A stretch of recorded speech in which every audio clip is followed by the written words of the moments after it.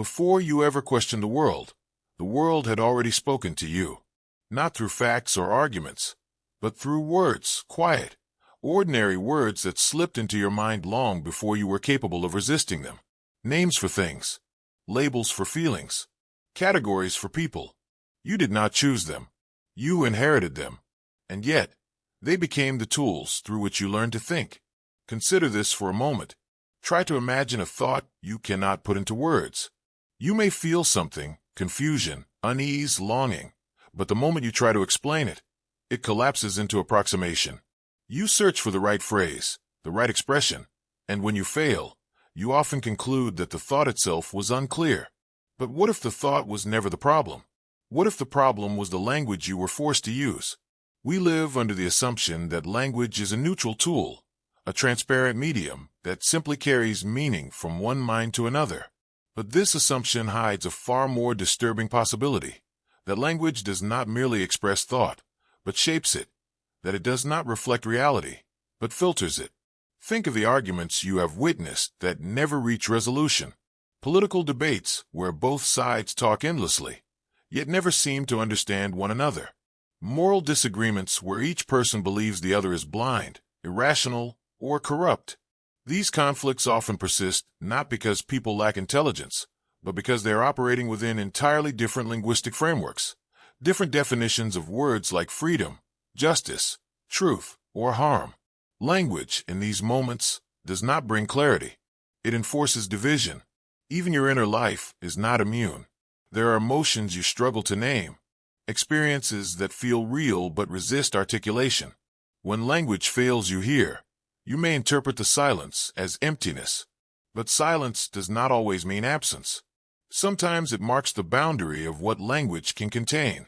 This is where the cage begins to reveal itself. From childhood onward, language teaches you not only how to describe the world, but what counts as meaningful within it. What is normal? What is rational? What is real? Entire regions of experience are ignored simply because there are no convenient words for them, while other ideas are amplified because language makes them easy to repeat. Over time, you stop noticing the structure. You assume the world simply is the way your words describe it, and the cage becomes invisible. Few thinkers took this danger as seriously as a strange, intensely private philosopher born in Vienna at the end of the 19th century. He would come to believe that most human confusion, philosophical, psychological, even moral, did not arise from ignorance of facts, but from being misled by language itself. His name was Ludwig Wittgenstein, but before he became one of the most influential philosophers of the modern era, he was a man haunted by a single obsession: clarity. He believed that confusion was not just an intellectual inconvenience, but a moral failure. That unclear thinking distorted how people lived, argued, suffered, and believed. And slowly, relentlessly, he came to a conclusion that unsettled everything. That the limits of what you can think are bound to the limits of what your language allows you to say. This was not a poetic insight. It was a warning. If language forms the outer edge of thought, then every unexamined word becomes a boundary. Every inherited definition becomes a fence. And the more fluently you speak, without questioning those boundaries, the more securely the cage closes around you. Most people never notice this. They move comfortably within the linguistic world they were given, mistaking familiarity for truth. But Wittgenstein saw something else entirely. He saw language as a powerful system that could both illuminate and deceive, sometimes at the same time. And once you begin to see this, it becomes impossible to unsee. Wittgenstein's insight strikes with unsettling force because it does not accuse language of lying. It accuses it of something far subtler: narrowing. Language does not tell you what to think, but it quietly determines what can be thought at all. It sets the menu long before you ever choose a dish.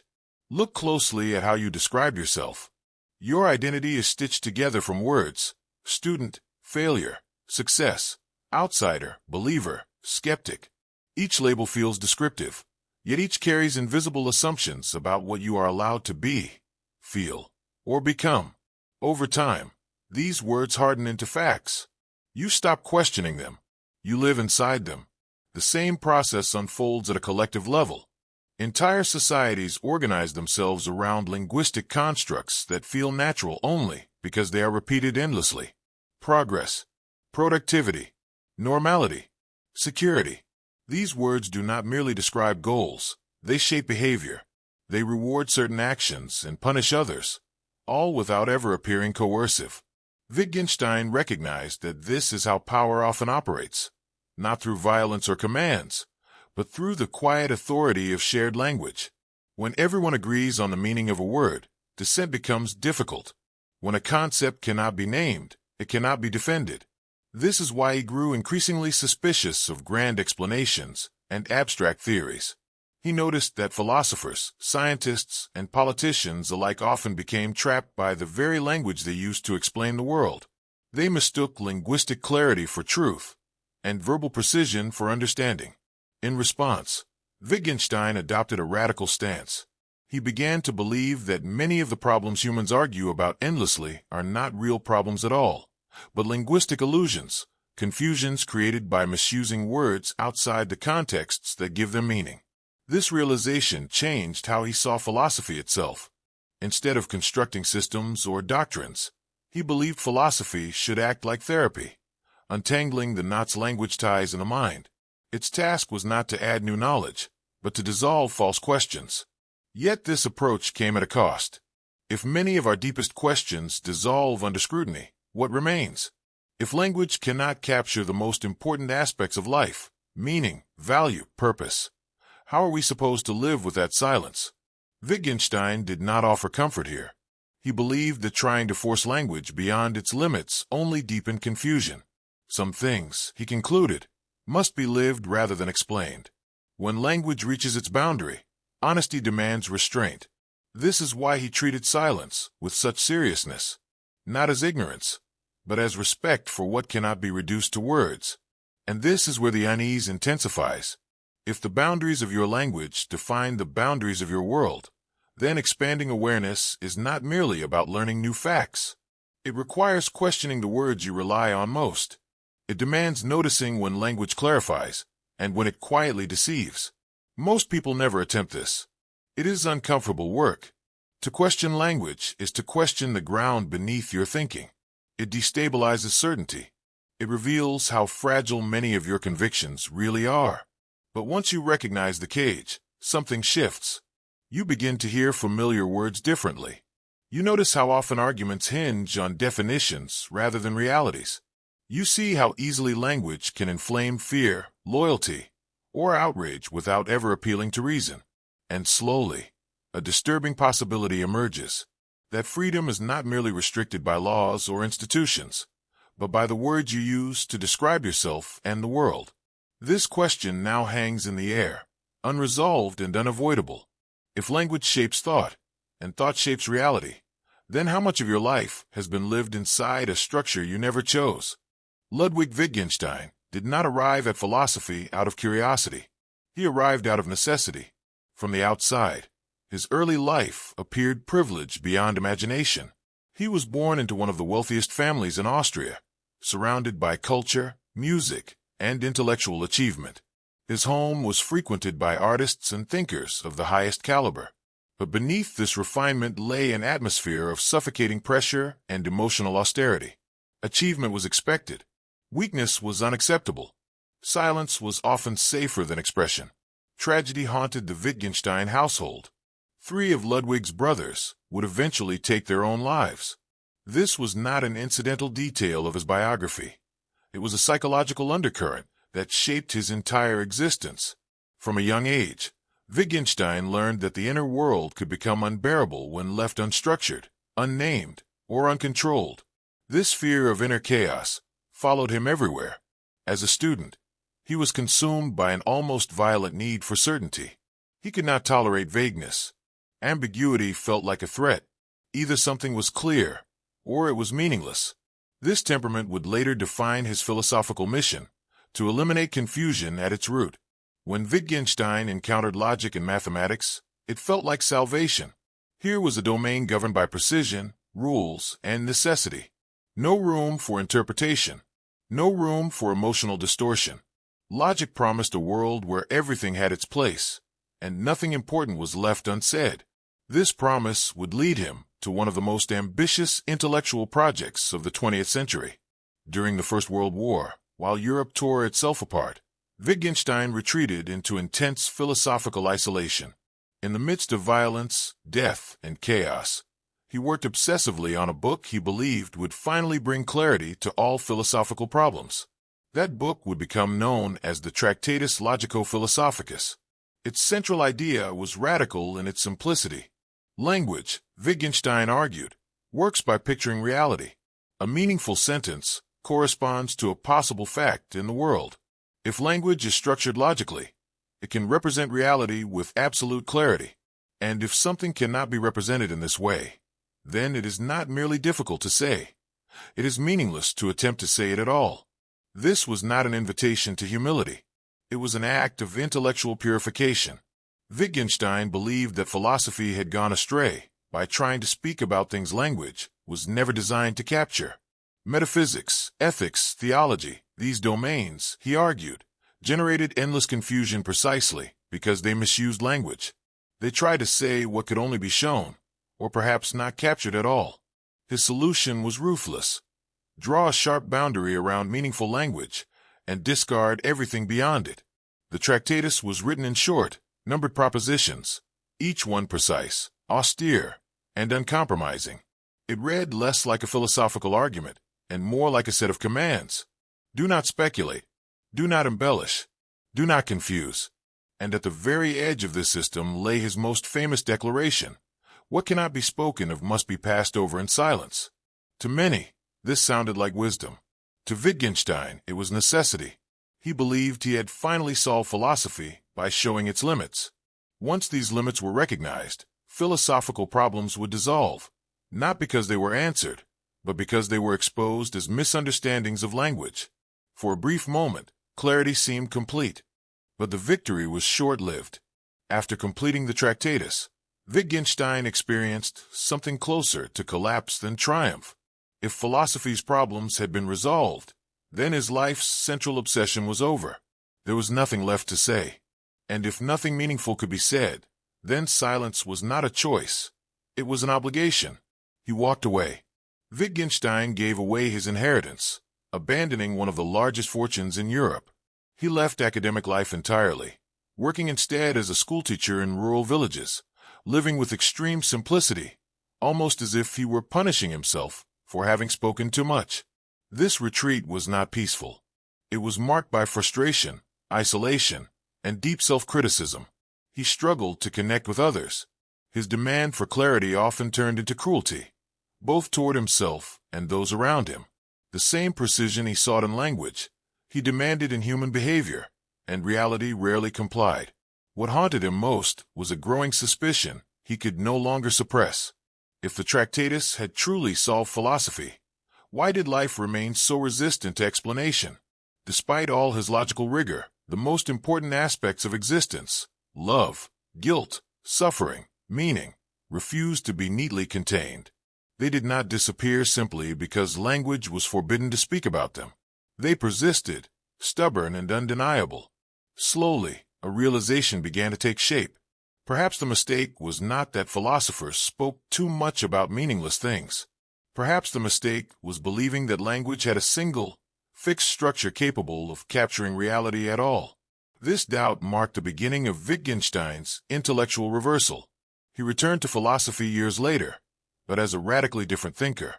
The man who once sought absolute clarity now questioned whether clarity itself had been misunderstood.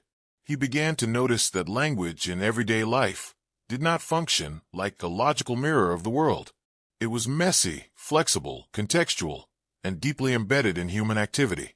Meaning, he started to believe, was not determined by logical form, but by use.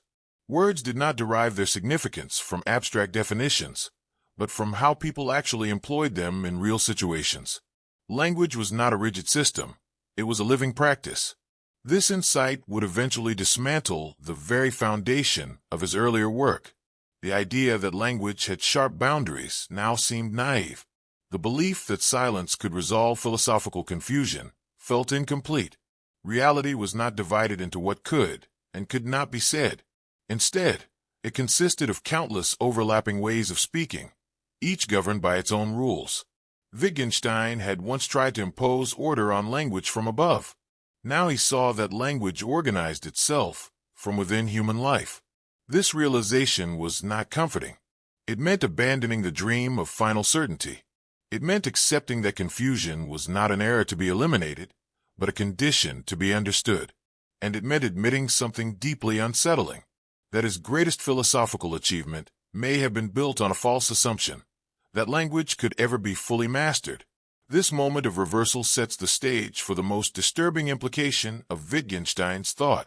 If language does not simply describe reality, but actively participates in shaping it, then the struggle for clarity is never finished. The war with words does not end in silence. It continues wherever humans speak, argue, persuade, and believe. And in that realization, Wittgenstein would uncover something far more dangerous than confusion. He would discover how language quietly governs behavior, power, and control, without ever announcing its authority. Wittgenstein's later realization was deeply unsettling because it overturned a comforting assumption most people never question, that words have fixed meanings. We like to believe that language works like a dictionary, that words point to stable definitions, and disagreements arise only because someone is wrong or misinformed. But Wittgenstein came to see this as a dangerous illusion. Words, he argued, do not get their meaning from definitions. They get their meaning from use. Language is not a mirror of reality. It is a form of action. He called these patterns of use language games. Not because they are trivial, but because, like games, they have rules. These rules determine what counts as a valid move, what sounds reasonable, what is considered offensive, and what is dismissed as nonsense. And crucially, most people learn these rules unconsciously. Think about how differently the word freedom operates depending on context. In one setting, it means personal autonomy. In another, it means economic choice. In another, it means national loyalty. The word remains the same, but the game changes. And once you accept the rules of a particular game, certain conclusions become almost inevitable. This is how language begins to shape behavior. In political discourse, for example, debates often appear heated and irreconcilable. But beneath the surface, many of these conflicts are not about evidence at all. They are clashes between incompatible language games. Each side uses the same words, justice, rights, security, but plays by different rules. They are not disagreeing within a shared framework. They are speaking past one another. Social media intensifies this effect.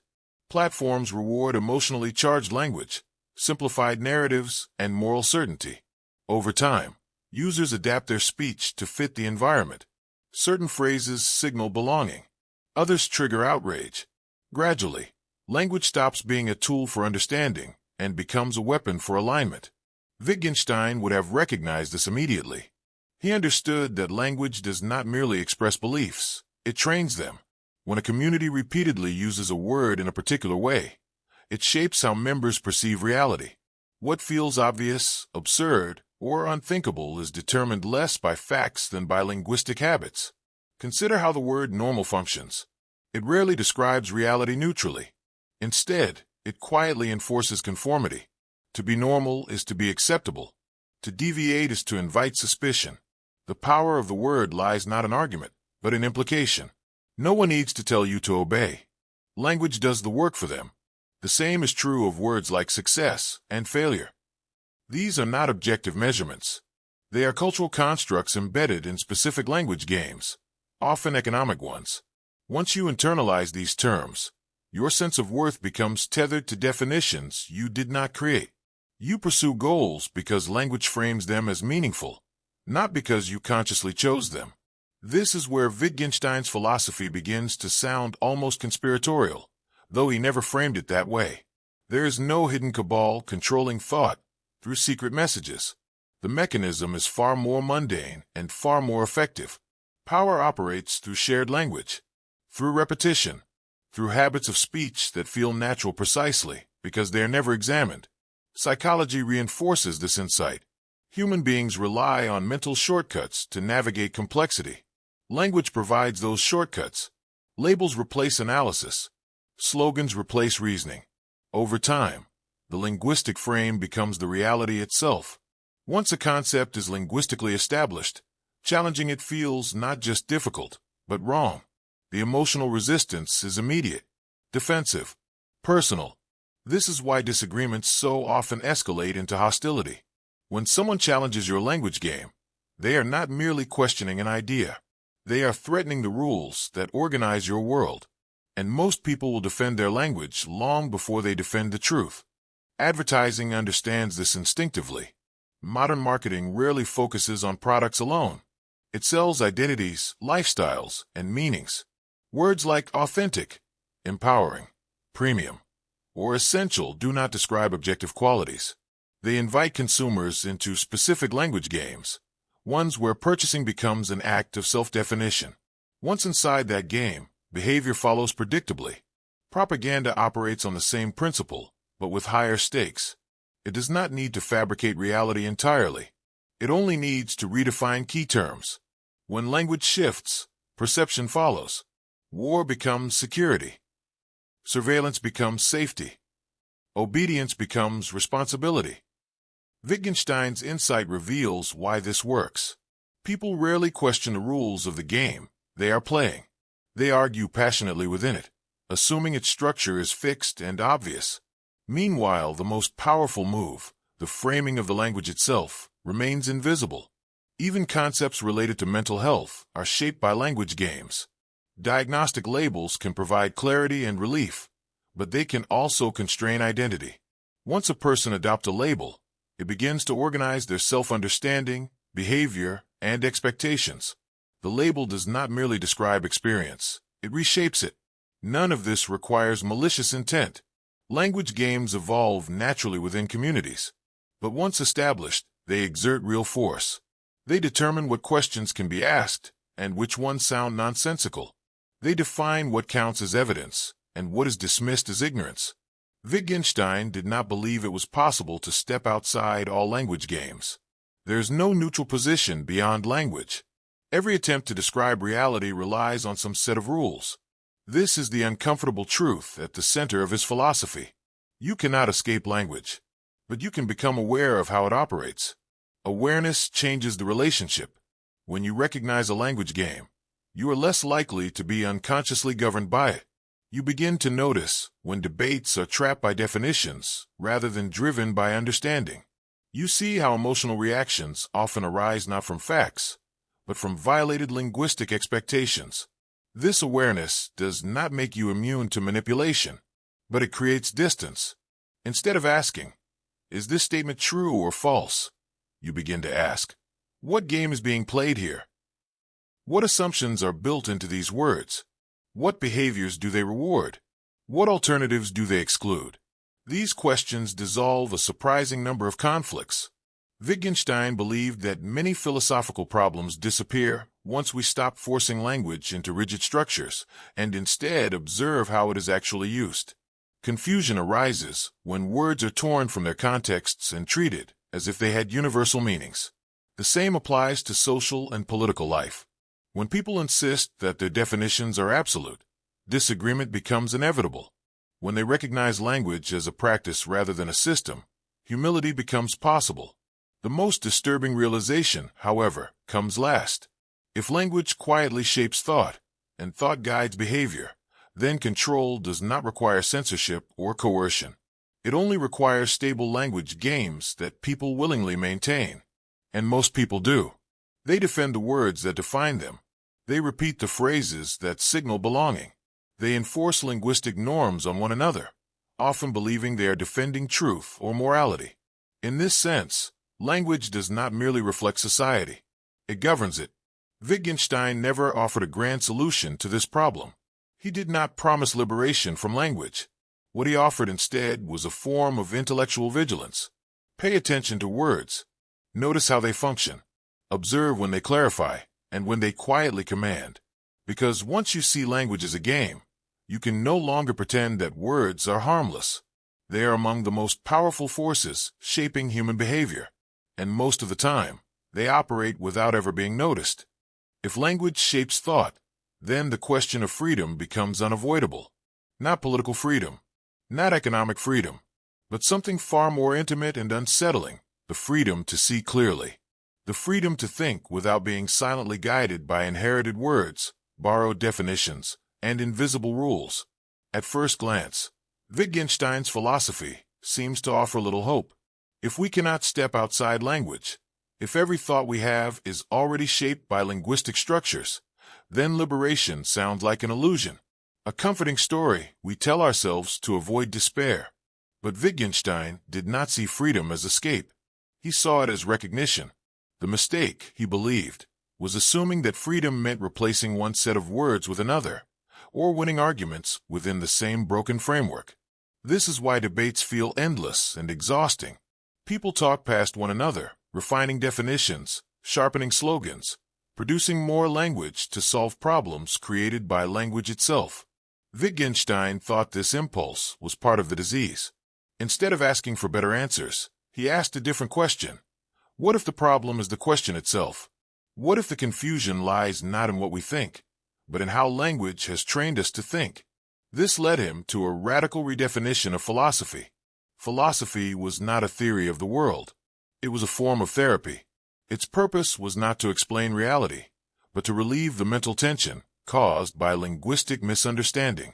Much of human suffering, he believed, comes from being trapped in conceptual knots. We argue about identity, meaning, purpose, and truth as if these were technical problems waiting for solutions. But often, they are linguistic tangles, words pulled beyond their natural contexts, forced to carry weight they were never designed to bear. Modern life makes this condition worse. Online discourse encourages constant articulation. Every feeling must be named. Every position must be declared. Silence is treated as weakness or ignorance. The result is not clarity, but exhaustion. People feel compelled to define themselves endlessly, as if identity were a statement rather than a lived process. Wittgenstein would have found this deeply troubling. He noticed that when language becomes rigid, life becomes narrow. People begin to experience themselves not as evolving beings, but as fixed descriptions. Labels harden. Ideologies crystallize. The possibility of change feels like betrayal. Freedom, in this environment, does not come from louder speech. It comes from loosening the grip of language, where it has become tyrannical. This does not mean rejecting words entirely. It means noticing when they stop working. There are moments in life when explanation fails, when grief resists articulation, when love exceeds description, when meaning cannot be argued into existence. Wittgenstein believed these moments were not defects in human understanding, but reminders of its limits. Trying to force language to dominate these experiences only produces confusion. The wiser response is restraint. This is where his philosophy becomes quietly revolutionary. He suggested that peace comes not from solving every problem, but from recognizing which problems dissolve when we stop demanding verbal answers. Some questions lose their grip once we see that they are sustained by linguistic habits rather than genuine uncertainty. In this sense, freedom is not expansion. It is release. Release from a need to explain everything, from the compulsion to defend every belief, from the anxiety that comes from mistaking words for reality. This perspective casts modern conflict in a new light. Much of today's polarization is not driven by irreconcilable values, but by incompatible conceptual frameworks. People suffer not because the world is incomprehensible, but because their language has become brittle. Every disagreement feels existential because words have fused with identity. Wittgenstein's response to this was not compromise, but humility. He believed that many disagreements persist because participants assume their language is neutral, natural, and obvious. Once this assumption is questioned, the emotional intensity often fades. What seemed like a battle over truth reveals itself as a clash of linguistic habits. This realization does not end conflict, but it changes its texture. It replaces moral outrage with curiosity. Instead of asking who is right, one begins to ask how meaning is being constructed. The most profound implication of this shift is personal. If language shapes how you see yourself, then loosening its grip opens space for transformation. You are not your labels. You are not the stories you repeat. You are not confined to the descriptions you inherited. Wittgenstein did not offer techniques or formulas for achieving this freedom. He distrusted methods. What he offered instead was attentiveness. Pay attention to how words function in your life. Notice which ones illuminate and which ones imprison. Observe when a concept clarifies experience and when it flattens it. And perhaps most importantly, learn to recognize when silence is more honest than speech. Wittgenstein's return to silence at the end of his work was not resignation. It was discipline. He believed that intellectual integrity sometimes requires refusing to speak where language can only mislead. In a world saturated with opinions, this restraint is rare, and that is precisely why it matters. Silence, in this sense, is not emptiness. It is space. Space for experience without interpretation. Space for understanding that does not demand articulation. Space for living rather than defining. This is why Wittgenstein's final insight remains so unsettling. He did not promise certainty. He did not promise liberation from confusion. He offered something quieter and more demanding, the responsibility to know when words have reached their limit. The freedom he pointed toward is not dramatic. It does not announce itself. It feels, instead, like relief, like setting down a burden you did not realize you were carrying, to live with fewer false problems, to argue less compulsively, to listen more carefully, to accept that not everything meaningful can be explained. In an age obsessed with expression, this restraint feels almost subversive. Perhaps the most radical act of thinking today is not producing better arguments or sharper language. Perhaps it is learning when to stop talking, and in that pause, to finally see the world and yourself, without the illusion that words are all there is.